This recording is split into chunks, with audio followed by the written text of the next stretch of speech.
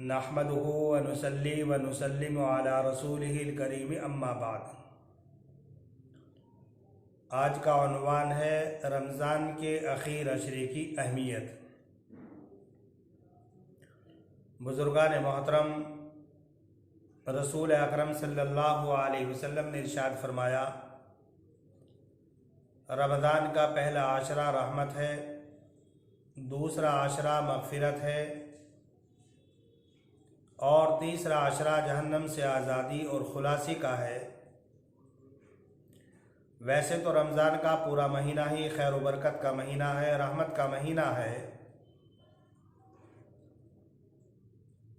माह रमज़ान में अल्लाह की खुसूसी रहमतें नाज़िल होती हैं, लेकिन जो मकाम मर्तबा और अहमियत रमज़ान मुबारक के अखीर अशरे को हासिल है, वो पहले और दूसरे आशरे को हासिल नहीं। हज़रत आयशा सिद्दीक़ा रज़ियल्लाहु ताला अन्हा फरमाती हैं कि रसूल अकरम सल्लल्लाहु अलैहि वसल्लम रमज़ानुल मुबारक के आखिर अशरे में जितनी रियादत और मुजाहिदा और मेहनत फरमाते थे, जितनी ज़्यादा इबादत आप रमज़ान के आखिर अशरे में करते थे, रमज़ान और गैर रमज़ान में नहीं करते थे। हज़रत आयशा सिद्दीक़ा रज़ियल्लाहु ताला अन्हा की दूसरी रिवायतें फरमाती हैं कि जब रमज़ान का आखिर अशरा शुरू हो जाता तो रसूल अकरम सल्लल्लाहु अलैहि वसल्लम अपनी लुंगी को कस लेते थे और लुंगी के कस लेने से किनाया इस बात की तरफ था कि रसूल अकरम सल्लल्लाहु अलैहि वसल्लम रमज़ान के आखिर अशरे में बहुत ज़्यादा मेहनत करते थे, बहुत ज़्यादा इबादत करते थे और दुनिया से मुकम्मल तरीक़े पर इनक़िता फरमाकर अपना ज़्यादातर वक्त अल्लाह की इबादत और ताअत में खर्च करते थे, गुजारते थे। और बाद हज़रात उलमा ने लुंगी के कसने से किनाया इस बात की तरफ किया है कि रमज़ान के आखिर अशरे में रसूल अकरम सल्लल्लाहु अलैहि वसल्लम अपनी अज़वाज मुताहरात से मुकम्मल तरीक़े पर इनक़िता फरमा कर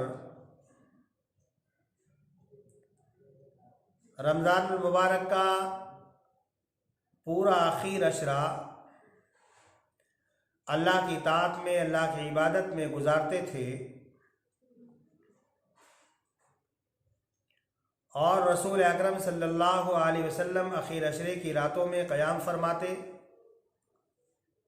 और अपने अहले खाना को जगाते थे।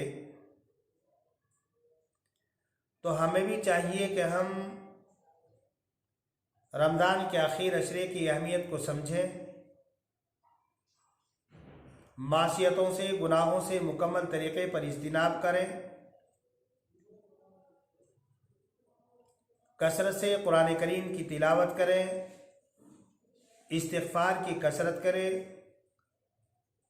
अल्लाह से तौबा करें, अल्लाह की तरफ रुजू करें। आखिर अशरे में ख़ास तौर पर दो इबादतें, एक एतकाफ़ और दूसरी शब क़द्र। रमज़ान के आखिर अशरे का एतकाफ़ सुन्नत मौक़द अलल किफ़ाया है, यानी पूरी बस्ती में से अगर एक आदमी भी एतकाफ़ में बैठ गया तो सबकी तरफ से सुन्नत अदा हो जाती है। और अगर पूरी बस्ती में से कोई भी एतकाफ़ के लिए ना बैठा तो पूरी बस्ती के लोग गुनहगार होते हैं। रसूल अकरम सल्लल्लाहु अलैहि वसल्लम मुस्तकिल एतकाफ़ फरमाते थे और आपके बाद आपकी अज़वाज मुतारात ने एतकाफ़ फरमाया और 1 साल रसूल अकरम सल्लल्लाहु अलैहि वसल्लम किसी बिना पर रमज़ान के आखिर अशरे का एतकाफ़ नहीं कर सके तो आइंदा साल आपने 20 दिनों का एतकाफ़ फरमाया। मोतकिफ जब एतकाफ़ के लिए बैठ जाता है तो वो गुनाहों से रुक जाता है, गुनाहों से बाज आ जाता है और मोतकिफ के लिए बाद व आमाल जिनको एतकाफ़ की वजह से वो नहीं कर पाता, लेकिन उन आमाल को न करने के बावजूद उन आमाल का सवाब उसके नामाए आमाल में लिखा जाता है। मोतकिफ जब एतकाफ़ के अंदर बैठ जाता है तो ये ऐसा है जैसे किसी के दरवाजे पर जाकर पड़ जाए, किसी की चौखट पर जाकर अपनी पेशानी को रगड़ने लगे। दुनिया में भी अगर कोई आदमी किसी की चौखट पर जाकर पड़ जाए, किसी के दर पर जाकर अपनी पेशानी को रगड़ने लगे, तो दुनियादार लोग भी ऐसे लोगों को मायूस नहीं करते, नामुराद नहीं करते। तो अल्लाह तबारक व तआला का तो कहना ही क्या है। गोया के जो शख्स एतकाम में बैठ गया, हकीकत में वह अल्लाह के दर पर जाकर पड़ गया, अपनी पेशानी को अल्लाह के दर पर झुका दिया, तो अल्लाह तबारक व तआला भी मोतकिफ को अपने दर से नामुराद वापस नहीं करेगा। और अगर मोतकिफ एतकाफ़ के आदाब और सुनन का लिहाज रखते हुए एतकाफ़ कर रहा है तो जब वह एतकाफ़ से फारिग होता है तो ऐसा हो जाता है जैसा कि माँ के पेट से आज ही पैदा हुआ और अल्लाह तबारक व तआला उसके तमाम गुनाहों को माफ़ कर देता है। लेकिन ये बात याद रहे कि हुकूकुल इबाद कभी माफ़ नहीं होते जब तक के आदमी साहिब हक़ से माफ़ ना करा ले या उनको अदा ना कर दे। इस आखिर अशरे में दूसरी जो अहम इबादत है वो शब क़द्र है। हज़रात उलमा ने फरमाया कि रमज़ान की 21वीं रात, 23वीं रात, 25वीं रात, 27वीं रात और 29वीं रात में शब क़द्र को तलाश करना चाहिए। इसलिए कि रसूल अकरम सल्लल्लाहु अलैहि वसल्लम ने इरशाद फरमाया कि वैसे तो शब क़द्र पूरे रमज़ान दायर रहती है, लेकिन आखिर अशरे में और आखिर अशरे में भी ताक रातों में तलाश करो। और हज़रात उलमा फरमाते हैं कि 27वीं जो शब होती है उसके अंदर ज़्यादा एहतमाल है शब क़द्र के पाए जाने का। शब क़द्र की अहमियत का अंदाज़ा इस बात से लगाया जा सकता है कि इसके अंदर अल्लाह तबारक व तआला ने कुरान करीम को नाज़िल फरमाया। अल्लाह तबारक व तआला कुरान करीम में फरमाता है, इन्ना अंज़लनाहु फ़ी लैलतिन मुबारका, हमने कुरान करीम को बाबरकत रात में उतारा। और ये बाबरकत जो रात है ये शब क़द्र है, इसलिए कि दूसरी जगह फरमाया गया इन्ना अंज़लनाहु फ़ी लैलतिल क़द्र, क्या हमने कुरान करीम को लैलतुल क़द्र में उतारा। ये लैलतुल क़द्र 1000 महीनों से बेहतर है। इस रात में आसमान से फरिश्ते उतरते हैं, हज़रत जिब्राईल अलैहिस्सलातु वस्सलाम का भी नुज़ूल होता है। हज़रात उलमा ने फरमाया कि इस रात की अलामत और पहचान ये है कि जिस रात में शब क़द्र होती है तो रात साफ़ और चमकदार होती है। उस रात में न ज़्यादा गर्मी होती है न ज़्यादा सर्दी होती है, वो रात मोतदिल होती है। और इस रात के बाद जो सूरज निकलता है तो बग़ैर शुआओं के निकलता है, और हर दिन जब सूरज तुलू होता है तो शैतान उसके साथ ज़ाहिर होता है। लेकिन शब कदर के बाद जो सूरज निकलता है तो उस दिन तुलुए शम्स के साथ शैतान ज़ाहिर नहीं होता। ये शब कदर हमें क्यों दी गई? हज़रात उलमा ने फरमाया कि एक मरतबा रसूल अकरम सल्लल्लाहु अलैहि वसल्लम ने बनी इसराइल के एक आबिद का जिक्र किया कि अल्लाह ने उसको 1000 साल उम्र दी, और उसने ये 1000 साल इस तरीके से गुजारे कि रात में वो क़याम करता था, इबादत करता था, और दिन में अल्लाह के कलमे को बुलंद करने के लिए जिहाद करता था। बाद हज़रात उलमा फरमाते हैं कि अल्लाह के पैगम्बर ने एक पैगम्बर का जिक्र किया जिसकी उम्र 1000 साल हुई, और बाद हज़रात उलमा फरमाते हैं कि रसूल अकरम सल्लल्लाहु अलैहि वसल्लम ने पहली उम्मतों की उम्रों का जिक्र किया और फिर उनकी इबादतों को जिक्र किया। तो हज़रात सहाबा इकराम को मायूसी हुई, सोचने लगे कि पहले लोगों की उम्रें इतनी दराज होती थी, इतनी लंबी होती थी, और हमारी उम्रें बहुत मुख्तसर होती हैं, तो अगर हम पूरी ज़िंदगी भी इबादत करेंगे तो हमारी इबादत उनकी इबादत के बराबर नहीं हो सकती। फ़ौरन हज़रत जिब्राईल अलैहिस्सलातु वस्सलाम तशरीफ़ ले आए और रसूल अकरम सल्लल्लाहु अलैहि वसल्लम पर लैलतुल क़द्र नाज़िल हुई, और ये बताया गया कि लोगों, आप लोगों को मायूस होने की ज़रूरत नहीं। अल्लाह तबारक व तआला ने तुम्हें एक ऐसी रात इनायत की कि अगर इस एक रात के अंदर तुमने इबादत कर ली, इस एक रात को अल्लाह की इताअत और इबादत में गुजार लिया, गुनाहों से इस रात में बचे रहे, तो ये 1000 साल से तुम्हारे लिए बेहतर है। इसलिए हमें चाहिए कि हम लैलतुल क़द्र को तलाश करें और इस रात के अंदर क़याम करें, इबादत करें, अल्लाह को याद करें। शब क़द्र के अंदर कोई इबादत मखसूस नहीं, अलबत्ता हज़रत आयशा सिद्दीक़ा रज़ियल्लाहु ताला अन्हा से मरवी फरमाती हैं कि मैंने रसूल अकरम सल्लल्लाहु अलैहि वसल्लम से मालूम किया कि अल्लाह के पैगंबर, अगर मैं शब क़द्र को पा लूँ तो क्या मांगूँ, क्या पढ़ूँ? तो रसूल अकरम सल्लल्लाहु अलैहि वसल्लम ने इरशाद फरमाया, तुम ये पढ़ो, अल्लाहुम्मा इन्नका आफ़ून करीम तुहिब्बुल अफ़्व फ़अफ़ु अन्नी। ए अल्लाह, तुम माफ़ करने वाला है, करीम है, मुझे माफ़ फरमा। इसलिए कि जिस आदमी को माफ़ी मिल गई, आफ़ियत जिसको मिल गई, उसको सब कुछ मिल गया। इसलिए कि दुनिया के अंदर आफ़ियत से बढ़कर कोई चीज़ नहीं। इसलिए अल्लाह तबारक व तआला से आफ़ियत की दुआ मांगनी चाहिए। लेकिन शब क़द्र की तायीन क्यों उठा ली गई?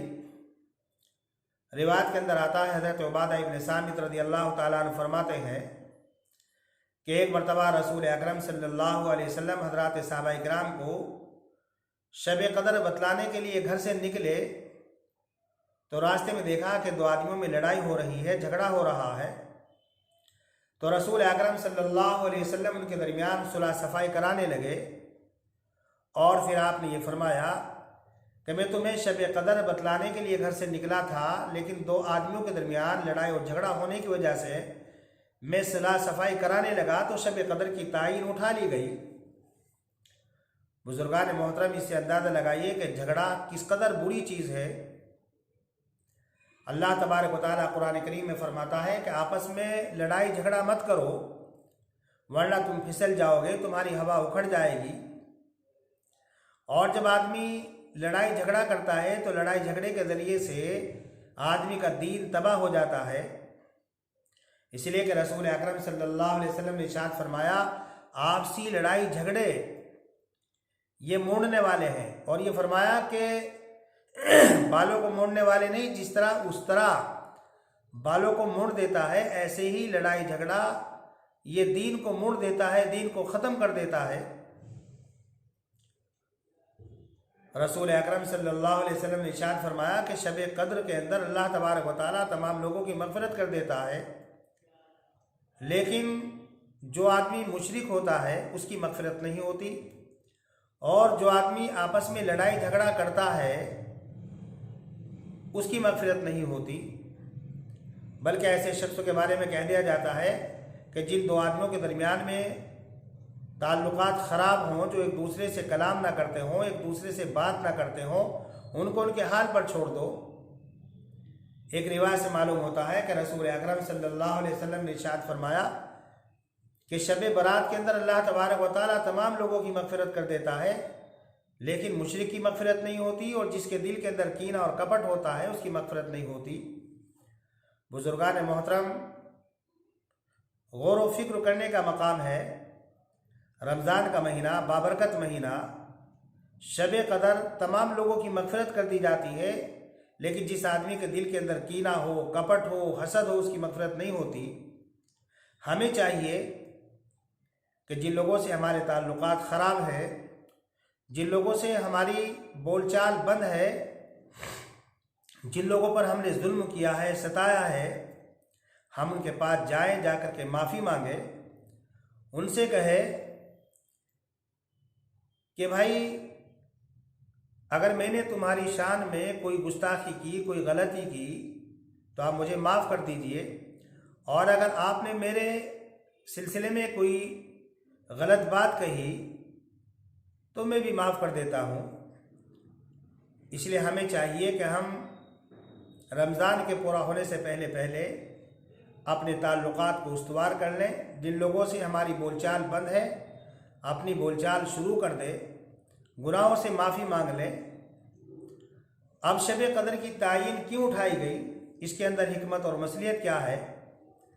हज़रात उलमा फरमाते हैं कि शब कदर की तायीन इसलिए उठाई गई कि अगर शब कदर मुतय्यन कर दी जाती तो लोग बस एक ही रात इबादत करते और फिर दूसरी रातों में इबादत ना करते। अब चूँकि शब कदर मुतय्यन नहीं, शब कदर को तलाश करने के लिए बहुत सी रातों में इबादत करने का मौका हमें मिल जाता है। दूसरी वजह हज़रात उलमा ने बयान की कि अगर शब कदर मुतय्यन कर दी जाती और किसी वजह से उस रात में हम क़याम न कर पाते, इबादत न कर पाते, तो हमें एहसास होता, अफसोस होता। तो अगर हम एक रात के अंदर इबादत नहीं कर पाएंगे तो हमारे लिए दूसरी रात, तीसरी रात, चौथी रात इबादत के लिए है, तो हमें एहसास और अफसोस नहीं होगा। तीसरी वजह यह है कि हम चूँकि गुनाहों के आदी हैं, गुनाहों के पुजारी हैं, अगर शब कदर मुतय्यन होती और शब कदर के मुतय्यन होने के साथ साथ हम उस रात में गुनाह करते तो जाहिर सी बात है ये हमारे लिए तबाही का दरिया होता, बर्बादी का दरिया होता। और चौथी वजह यह है कि एक तो शब कदर का सवाब है, एक शब कदर को तलाश करने का सवाब है। अब जाहिर सी बात है कि जितनी रातों को हम तलाश करेंगे शब कदर, इतनी रातों का सवाब हमारे नामाए आमाल में लिखा जाएगा। और जब हम इस रात में अल्लाह की इबादत करेंगे, अल्लाह को याद करेंगे, तो अल्लाह तबारक व तआला फरिश्तों के सामने हमारा तज़किरा करता है। अल्लाह तबारक व तआला हमारी इबादत से, रियादत से खुश होता है। तो यह क्या हमारे लिए कोई कम बात है?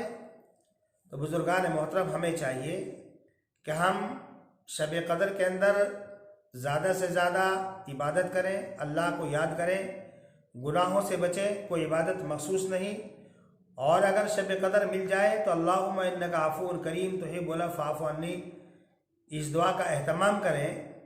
और जिन लोगों से तर्क कलाम है, बोलचाल बंद है, हम अपनी बोलचाल शुरू करें। जिन लोगों को हमने सताया, जिन लोगों पर हमने जुल्म किया, जिन लोगों के हुकूक पर हमने डाका डाला, उन लोगों के हुकूक हम अदा करें।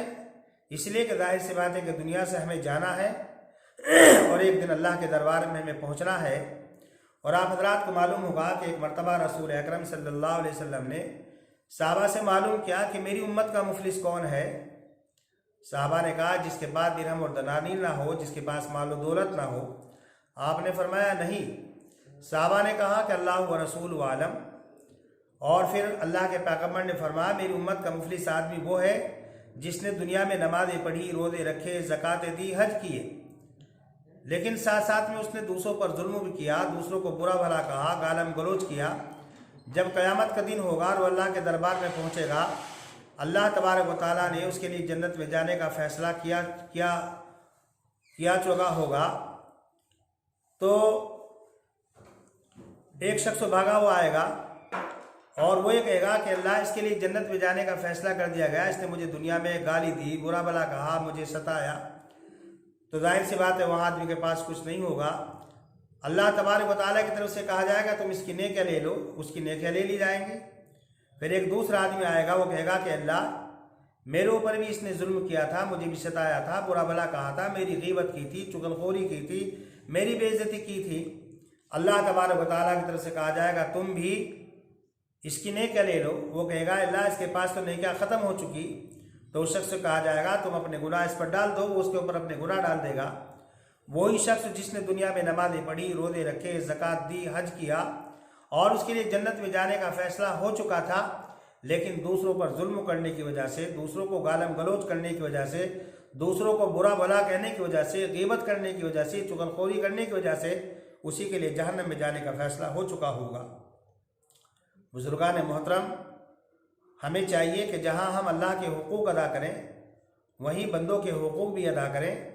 हमारी जिम्मेदारी है हम अपने खालिक को, मालिक को पहचानें, अपने मकसद ज़िंदगी को जानें और मकसद ज़िंदगी को जानकर अपनी ज़िंदगी को